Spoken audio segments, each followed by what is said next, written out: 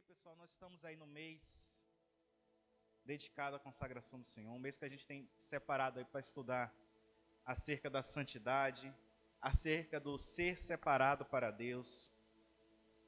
E nós vamos continuar hoje, no próximo domingo, nesse mesmo tema, nesse mesmo assunto. Tentando não ser repetitivo, e eu imagino que isso não é um assunto repetitivo, porque não é um assunto que se esgota facilmente. Porque se tem uma coisa que nós teremos que buscar até o fim das nossas vidas, é santidade, é sermos separados para Deus. Porque se de um lado, ser separado para Deus requer um esforço, requer uma luta diária, não ser separado para Deus é algo muito natural. Basta seguir a vida do jeito que está, sem se preocupar, que naturalmente, se você não tiver um empenho, se você não tiver um esforço, você vai se afastar de Deus. Você vai se afastar de Deus. É muito fácil, tanto que Jesus disse, que o caminho que leva até Ele é estreito, mas o caminho que conduz à perdição é largo. Ou seja, é um caminho fácil de seguir. Então, até o fim das nossas vidas, permaneceremos nessa luta. Na primeira quarta-feira eu falei sobre a questão de beber o cálice da salvação, de assumir um compromisso, uma vida de renúncia pelo tão grande presente que Ele nos deu. Deus nos deu a salvação de maneira totalmente gratuita. A única coisa que Ele pede de nós é este coração grato e estes comportamentos de renúncia às coisas que Ele pediu para que nós renunciássemos. Coisas estas que essas coisas que Ele pede para nos renunciar, na maioria das vezes, se não todas as vezes, são coisas que iriam naturalmente nos prejudicar. E Ele, no seu grande amor, no seu grande cuidado, pede que nós nos abstenhamos dessas coisas. E o que acontece? Nós, em gratidão a Deus, nós renunciamos a estas coisas. Lá na primeira quarta-feira. Na segunda quarta-feira, eu falei sobre a questão de que nós devemos honrar Ele com os nossos comportamentos, com a nossa vida, porque Ele é o nosso Pai, que nos ama. Além de Ele ser esse ser de tão grande amor, Ele é um Pai. E como Pai, Ele merece ter toda a honra, toda a glória, merece todo o nosso esforço em agradá-lo. Assim como nós fazemos para o nosso Pai terreno, assim como nós fazemos para os nossos chefes, que é o exemplo que Malaquias dá. Quarta passada, nós falamos sobre a necessidade de deixar um legado que vale a pena, um legado eterno. Nós devemos ser separados, nós devemos ser consagrados a Deus, nós devemos buscar a santidade, porque assim nós iremos deixar marcas neste mundo que irão perpetuar para quando nós não estivermos mais aqui. Não só quando a gente morrer, mas em todo lugar que nós estivermos. Se nós imprimirmos ali o caráter de Jesus, nós iremos deixar marcas positivas. E é sobre essa questão de ter o caráter de Jesus, imprimir o caráter de Jesus, bem ligado ao que falamos já no mês passado também, que eu quero falar esta noite. Eu quero falar conosco. Que é um pouquinho uma reflexão acerca da importância de termos em nós o caráter de Jesus. Porque quando eu falo que eu preciso ser separado, que eu preciso ser consagrado, o que eu estou falando é isso. Eu preciso ser mais parecido com Jesus. Porque a consagração, o pedido dele de sermos separados, é para sermos parecidos com ele. Parecidos com ele. E eu, nessas 2 últimas semanas, eu tenho assistido uma série que eu acredito que muitos irmãos, a maioria dos irmãos já assistiram. E se assim não assistiram, eu recomendo fortemente que assistam. Pastor Agno, é isso mesmo. Pastor Agno, Pastor Xavier sempre citam aqui, que é a série The Chosen, Os Escolhidos. É uma série que ela foca aí, de certa forma, nos bastidores da vida de Jesus. Focado não, de certa forma, pelo menos os capítulos que eu assisti até agora, não em si em Jesus, mas em toda a história que estava acontecendo ao redor ali dos escolhidos, dos discípulos. E essa série, ela conseguiu ela conseguiu coisas que poucas séries conseguem, que é transmitir uma imagem fidedigna de quem era Jesus. Porque às vezes a gente assiste os filmes, né? Aí o pastor Xavier sempre brinca que tem aquele filme, o Jesus de Nazaré, que é aquele Jesus apático. Parece que está em outro mundo. Não sei se vocês já assistiram esse filme, é um filme antigo. O Jesus apático. Aí tem outros que Jesus é carrancudo. Tem um filme que é bom, que eu acho que é o Evangelho segundo Mateus. Eu imagino que seja esse, né, Zé? Que é aquele Jesus risonho, aquele Jesus feliz. Bem parecido com a série The Chosen. E aqui eu quero jogar. E aí, então, fechando parênteses, né? Recomendo fortemente que assista essa série. Naira vai colocar o link depois lá no grupo. Beleza? E o que acontece? O que acontece? Isso me fez ficar questionando. E é um questionamento que eu quero jogar para a igreja essa noite, né? Como que você imagina que era Jesus? Eu sei que eu já devo ter feito essa pergunta aqui. Mas é uma pergunta necessária para este momento. Porque se somos cristãos, é necessário que pareçamos com quem nós dizemos seguir. E se eu quero ser parecido com esse ser chamado Jesus, eu preciso saber como ele é. Então, como é que você imagina que Jesus era? Pensando, como você imagina que Jesus era? Quer seja fisicamente, quer seja da sua forma de comportar, como é que Jesus se portava? Como é que Jesus se portava? O que Jesus tinha que as pessoas eram? O que Jesus tinha? O que as pessoas viam ao olhar para Jesus? Porque fato é que as multidões o seguiam. E eu tenho refletido muito nisso atualmente. O que fazia com que as pessoas seguissem Jesus? E hoje em dia a gente infelizmente está em voga, está no meio de várias deturpações acerca de quem era Jesus.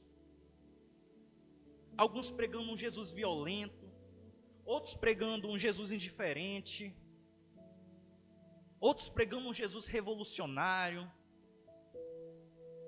Mas quem era Jesus de fato? Quem era Jesus de fato? Por que ele atraía pessoas? E aí está o ponto, até na minha fala agora naturalmente já veio a resposta.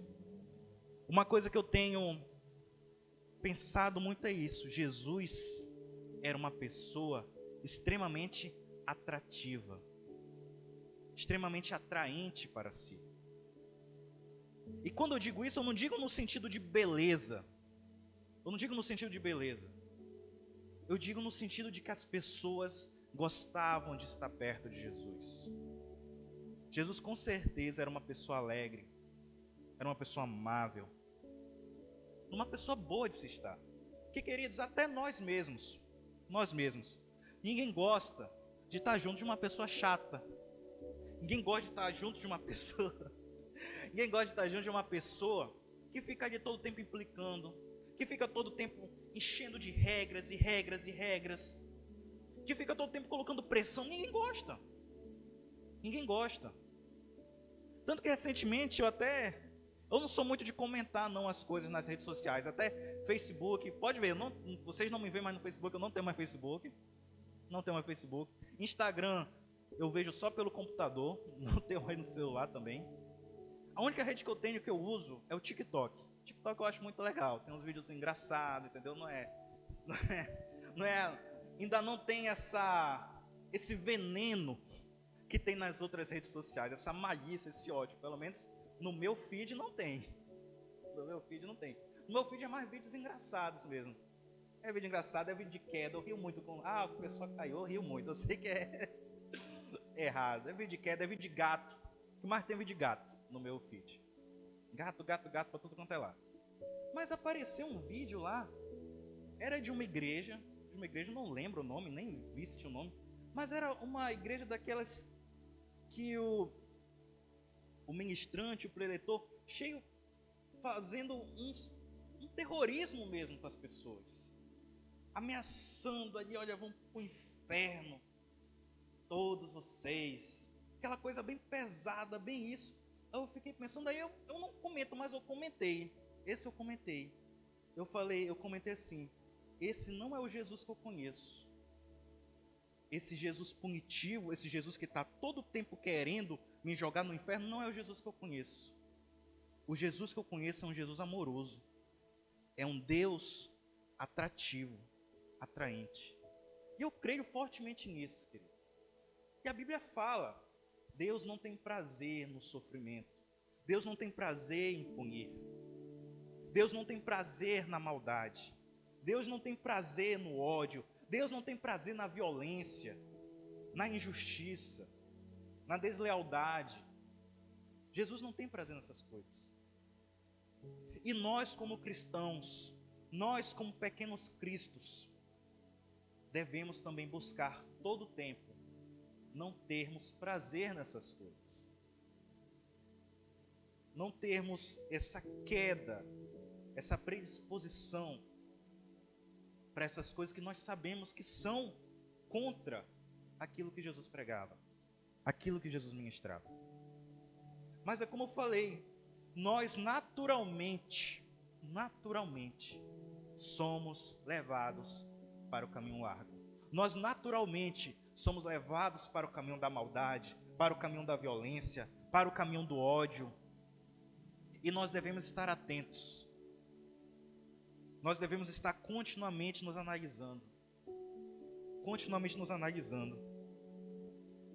Eu queria convidar vocês, rapidamente, para ler lá Mateus, capítulo 5. Eu vou ler todo Mateus capítulo 5, deixa eu abrir aqui. Olha, a prova que hoje vai ser rápida é que eu estou sem esboço, eu estou basicamente só com o meu celularzinho aqui, tá? Mateus capítulo 5, coloquei, vamos ler todo esse aí. Na nova tradução da linguagem de hoje. Eu acho que eu nem tenho essa versão aqui com isso. Deixa eu ver aqui rapidinho. Peraí que está baixando a versão. Bom, baixou. Mateus capítulo 5. Mateus capítulo 5 é o Sermão do Monte. Aqui que é, de certa forma, é uma síntese de todo o ensinamento de Jesus. E ao mesmo tempo que é uma síntese de todo o ensinamento de Jesus, nós podemos claramente aqui ver uma síntese de todo o caráter de Jesus. Porque aqui tem uma série de coisas que ele pediu para que nós fôssemos. E essas coisas, todas, apontam para a forma como ele mesmo se comportava. Vamos ler rapidamente Mateus capítulo 5. Quando Jesus viu aquelas multidões, olha aí, ó, as multidões estavam com ele. Multidão não gosta de ficar perto de gente chata. Multidão não gosta de ficar perto de gente raivosa, de gente odiosa, de gente que... Esses dois estão aqui. Jesus não gosta de ficar perto, quer dizer, nós não gostamos de ficar perto, ninguém gosta de ficar perto de pessoas que nos maltratam. E por aí a gente já vê um sinal do diferencial de Jesus. As multidões seguiam Jesus. Prova que ele era um ser amoroso, um ser alegre, um ser legal de se estar. E olha aí, ó, capítulo 5, versículo 1. Quando Jesus viu aquelas multidões, subiu em um monte e sentou-se. Os seus discípulos chegaram perto dele e ele começou a ensiná-los, dizendo, versículo 3, felizes as pessoas que sabem que são espiritualmente pobres, pois o reino dos céus é delas. Felizes são as pessoas que choram, pois Deus as consolará. Felizes as pessoas humildes, pois receberão o que Deus tem prometido. Felizes os que têm fome e sede de fazer a vontade de Deus, pois Ele as deixará completamente satisfeitas. Felizes as pessoas que têm misericórdia dos outros, pois Deus tem misericórdia delas. Felizes as pessoas que têm um coração puro, pois elas verão a Deus. Felizes as pessoas que trabalham pela paz, pois Deus as tratará como seus filhos. Felizes as pessoas que sofrem perseguições por fazerem a vontade de Deus, pois o reino dos céus é delas. Felizes são vocês quando os insultam, quando perseguem e quando dizem todo tipo de calúnia contra vocês, por serem meus seguidores. Fiquem alegres e felizes, pois uma grande recompensa está guardada no céu para vocês. Porque foi assim mesmo que perseguiram os profetas que vieram antes de vocês. Vocês são o sal da terra para a humanidade. Mas se o sal perde o gosto e deixa de ser sal e não serve para mais nada, é jogado fora e pisado pelas pessoas que passam. Vocês são a luz do mundo. Não se pode esconder uma cidade construída sobre um monte. Ninguém acende uma lamparina para colocá-la debaixo de um cesto. Pelo contrário, ela é colocada no lugar próprio para que ilumine todos os que estão na casa. Assim também, a luz de vocês deve brilhar, para que os outros vejam coisas boas que vocês fazem e louvem o Pai de vocês que está no céu. Não pensem que eu vim para acabar com a lei de Moisés ou com o ensinamento dos profetas. Não vim para acabar com elas, mas para dar o sentido completo. Eu afirmo a vocês, e isso é verdade, enquanto o céu e a terra durarem, nada será tirado da lei, nem a menor letra, nem qualquer acento, e assim será até o fim de todas as coisas. Portanto, qualquer um que desobedecer ao menor mandamento e ensinar os outros a fazer o mesmo, será considerado o menor do reino dos céus. Por outro lado, quem obedecer à lei e ensinar os outros a fazer o mesmo, será considerado grande no reino dos céus. Pois eu afirmo a vocês que só entrarão no reino dos céus se forem mais fiéis em fazer a vontade de Deus do que os mestres da lei e os fariseus. Vocês ouviram o que foi dito: não mate, quem matar será julgado. Mas eu lhes digo que qualquer pessoa que ficar com raiva do seu irmão será julgado. Quem disser ao seu irmão, você não vale nada, será julgado pelo tribunal. E quem chamar o seu irmão de idiota, legal essa versão, né? Estará em perigo de ir para o fogo do inferno. Portanto, se você estiver oferecendo no altar sua oferta a Deus e lembrar que o seu irmão tem alguma queixa contra você, deixe a sua oferta ali, na frente do altar, e vá logo fazer as pazes com seu irmão. Depois volte e ofereça a sua oferta a Deus. Se alguém fizer uma acusação contra você e levá-lo ao tribunal, entre em acordo com essa pessoa enquanto ainda é tempo, antes que cheguem lá. Porque depois que chegar ao tribunal, você será entregue ao juiz, o juiz o entregará ao carcereiro e você será jogado na cadeia. Eu afirmo a você que isso é verdade. Você não sairá dali enquanto não pagar a multa toda. Vocês ouviram o que foi dito: não cometa adultério. Mas eu lhes digo, quem olhar para uma mulher e desejar possuí-la, já cometeu adultério no seu coração. Portanto, se o seu olho direito faz com que você peque, arranque-o e jogue-o fora, pois é melhor perder uma parte do seu corpo do que o corpo inteiro ser atirado no inferno. Se a sua mão direita faz com que você peque, corte-a e jogue-a fora, pois é melhor perder uma parte do seu corpo do que o corpo inteiro ir para o inferno. Foi dito também, quem mandar sua esposa embora, deverá dar a ela um documento de divórcio. Mas eu lhes digo, todo homem que mandar sua esposa embora, a não ser que seja em caso de adultério, será culpado de fazer com que ela se torne adúltera, se ela casar de novo.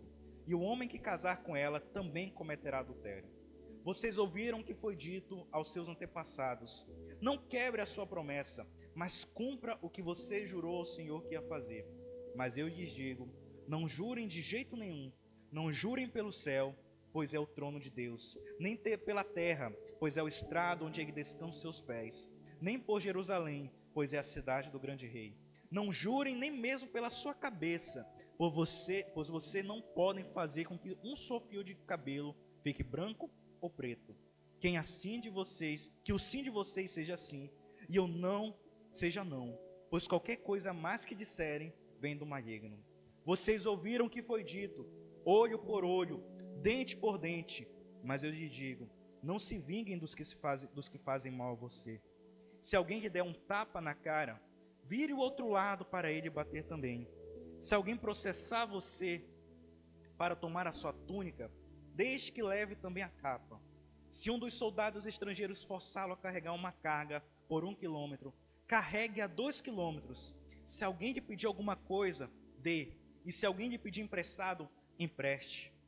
Vocês ouviram o que foi dito: ame os seus inimigos e odeie os seus inimigos.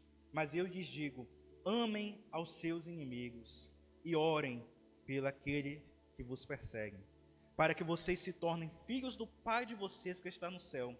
porque Ele faz com que o sol brilhe sobre os bons e sobre os maus, e dá chuva tanto para os que fazem bem, como para os que fazem mal. Se vocês amam somente aquele que os amam, por que esperam que Deus lhe dê alguma recompensa? Até os cobradores de impostos amam as pessoas que os amam. Se vocês falam somente com seus amigos, o que estão fazendo demais? Até os pagãos fazem isso. E aqui o nosso versículo-chave. Portanto, sejam perfeitos, assim como é perfeito o Pai de vocês que está no céu. Você vê que o nível é muito alto. O pessoal fala, a lei é pesada, a lei isso, a lei aquilo. Mas como Jesus fala, olha, pessoal, eu não vim para acabar com a lei. Eu vim para que ela seja cumprida da verdadeira forma. E qual é a verdadeira forma? Essa aqui que ele falou. São coisas meio duras, né? Até, se alguém lhe bater, dê também outra face. Isso é cristianismo. Isso é cristianismo. Nós, por toda a história da cristandade, queridos, fomos conhecidos como uma religião de amor. Como uma religião que sofria o dano. Como uma religião que, mesmo sendo jogado na arena para os leões comerem, louvavam o Senhor. Mesmo sendo jogado para a arena pelos maus governantes, oravam por eles. Nós não podemos deixar esse aspecto do cristianismo ser perdido em nós, queridos. Nós não podemos nos tornar odiosos. Nós não podemos nos tornar maus. Porque nosso Pai não é assim. Porque Jesus não é assim. E é preciso que nós imprimamos, que nós manifestemos esse caráter de Jesus em nós. Esse caráter. Ele começa esse versículo, esse capítulo, né, falando de várias coisas. Olha, felizes são aqueles que se consideram pobres. Felizes as pessoas que choram. Felizes aqueles que têm fome e sede de justiça. Felizes aqueles que querem a paz. E vai dando várias coisas. Olha, vão ser felizes essas pessoas. Aí eu fico pensando, será que não é por isso que hoje em dia um dos grandes males, mesmo em meio aos cristãos, é a falta de felicidade? Porque pensa só, aqui ele deu várias condições que nos fariam ser felizes. Não é verdade? E hoje em dia, qual é o grande mal desse mundo? As pessoas estão extremamente tristes, depressivas. Mesmo dentro da igreja, muitas vezes nós somos atingidos por essas questões. Tristeza, ansiedade. Mas por quê? Porque muito provavelmente nós não estamos sendo essas pessoas aqui que Jesus disse que seriam felizes. Estamos sendo outro tipo de pessoa. Talvez seja porque tenhamos praticado ódio para com nossos inimigos. Porque depois, mais para frente no Novo Testamento, nós vamos ver que nós não temos inimigos de carne. Nossos inimigos são os espíritos malignos. Mas enfim, precisamos imprimir o caráter de Cristo em nós, queridos. Eu fiz aqui alguns questionamentos, né, para ficarmos aí de reflexão acerca de, para nós nos autoavaliarmos, uma espécie de checklist, se nós estamos imprimindo o caráter de Cristo ou não. Aí aqui uma das primeiras perguntas é: que qualidades me identificam? Essas qualidades são positivas ou são negativas?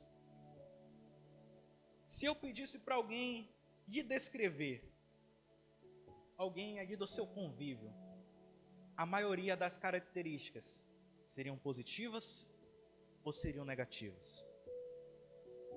Quais as marcas que eu tenho deixado por onde eu passo? Lembrando bem o que eu falei, né, na quarta passada. Como é que as pessoas lembram de mim? É alguém alegre? Alguém amoroso? Alguém que traz a paz? Como é que eu sou recordado pelas pessoas?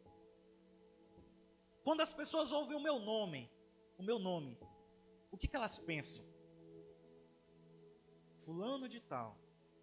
Será que elas pensam, não, essa pessoa é boa, essa pessoa é legal, pessoa de Deus? Ou ela, não, esse cara é chato, tá bem chato. O que que as pessoas pensam a seu respeito?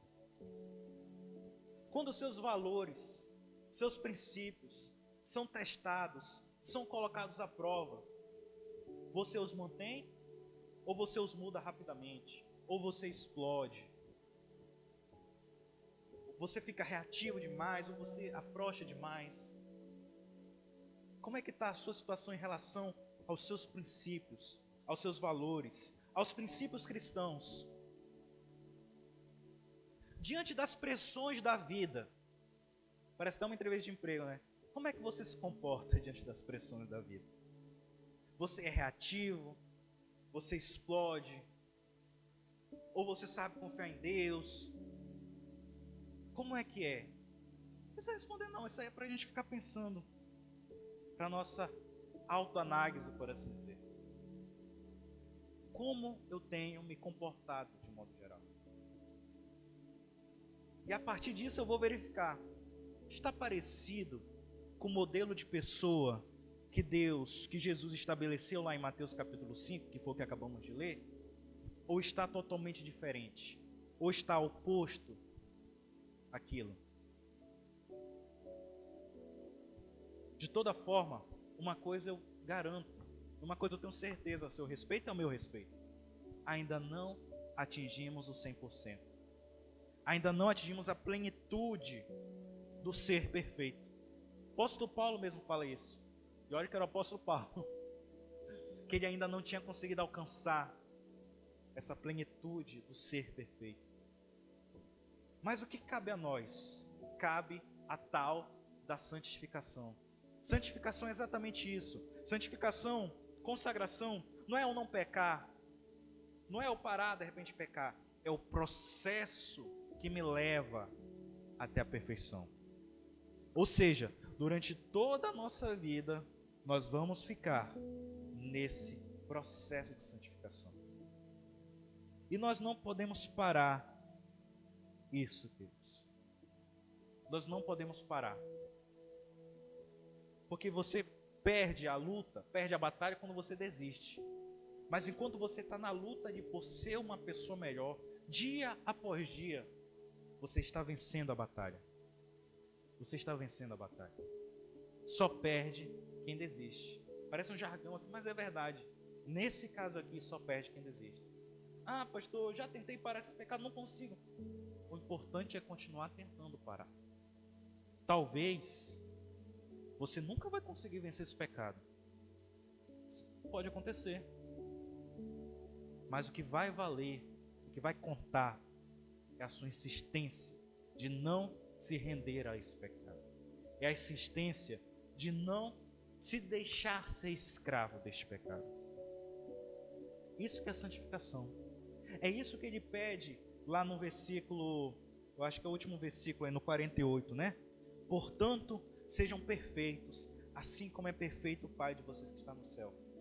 Deus fala, portanto, sigam nesse caminho de perfeição, que é para vocês poderem alcançar a forma de como é o Pai.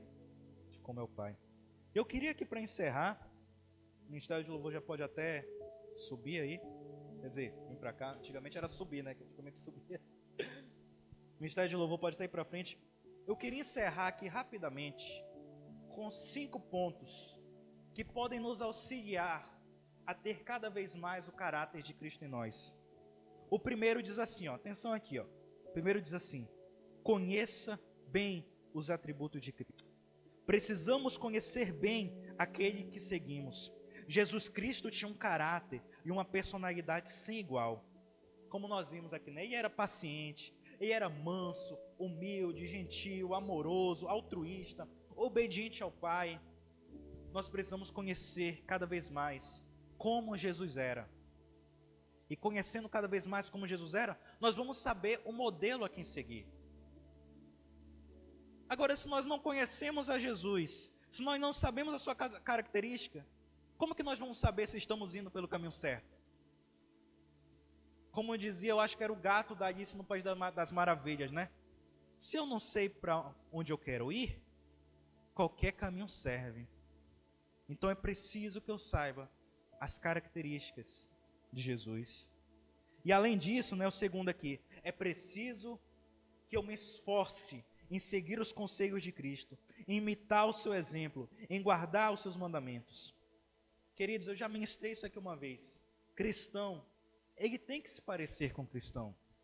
O cristão, ele precisa ter atitudes de cristão. Então, a partir do momento que eu sei as características de Cristo, eu devo buscar seguir essas características. Eu devo buscar caminhar nessas características.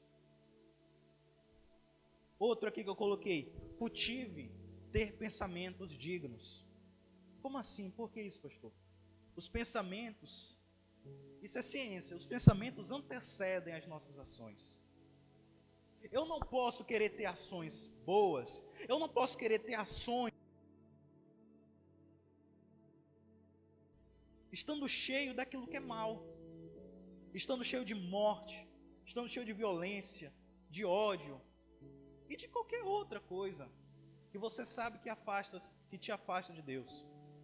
Então é preciso que eu esvazie a minha mente, que eu renove a minha mente, como diz lá o apóstolo Paulo em Romanos 12. Porque é uma sequência, é um ciclo. Cultivando bons pensamentos, eu vou conseguir seguir os comportamentos que eu observei que Cristo tinha. Outra coisa aqui, ó. Não ignore as pequenas conquistas. Não ignore as pequenas conquistas. Às vezes a gente quer as coisas grandes. Eu nunca mais vou fazer isso. Sendo que é o que você faz constantemente. Não vai conseguir, você vai perder. Dia após dia. Lembra lá, os alcoólicos anônimos, que trabalham lá com as pessoas que têm problema de alcoolismo? Eles têm um dos lemas lá deles é isso, ó, evite o primeiro gole. Vai de passo a passo. Passinho a passinho. Não tente, não, eu nunca mais vou fazer isso. Hoje eu não faço. Tente assim, comece de pouquinho. Antes eu passava, não sei. Eu sei que a internet, por exemplo, me afasta de Deus, ou a TV, ou qualquer coisa. E eu passava 2 horas vendo isso aqui, agora eu vou ver só 1 hora. E vai diminuindo gradativamente. Para por fim, que é aqui o último que eu coloquei aqui, você possa continuar perseverante. Porque as nossas pequenas vitórias diárias, que são dadas por Deus para nós, elas nos motivam a querer cada vez mais aquilo. É igual, você já experimentou, não sei se você já experimentou, quando você começa a malhar, você está na academia, começa a treinar. Você começa ali meio desanimado, tudo e tal, mas você foi lá 1 semana, você perdeu 1 quilo. Poxa, você já fica empolgado, olha, perdi 1 quilo. Aí você vai, 2 quilos. E quanto mais você vai perdendo, mais aquilo vai empolgando. Da mesma forma aqui, quanto mais você for vencendo as suas pequenas batalhas diárias, mais você ficará empolgado em seguir cada vez mais a Cristo. E mais você se tornará parecido como Jesus. Amém, meus queridos? Que é esse o nosso alvo. Era essa palavra que Deus tinha para nós essa noite. Dê um forte aplauso ao Senhor, amém?